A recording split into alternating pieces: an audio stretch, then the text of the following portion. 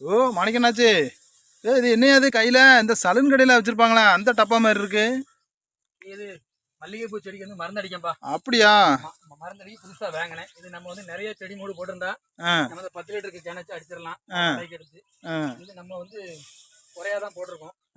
அதுக்கு நமக்கு இந்த 2 லிட்டருக்கு டப்பா ஒன்று வாங்கினேன். இதுனா நமக்கு அடிக்கிறதுக்கும் எளிய முறையில் எளிய நடைமுறையில் நம்ம அடிச்சுக்கிடலாம். ஆமாம், நீர் வேற எளிய விவசாயி வேற. ஆமாம், செடியோட எல்லா பாகங்களுக்கும் அடிச்சுக்கலாம்.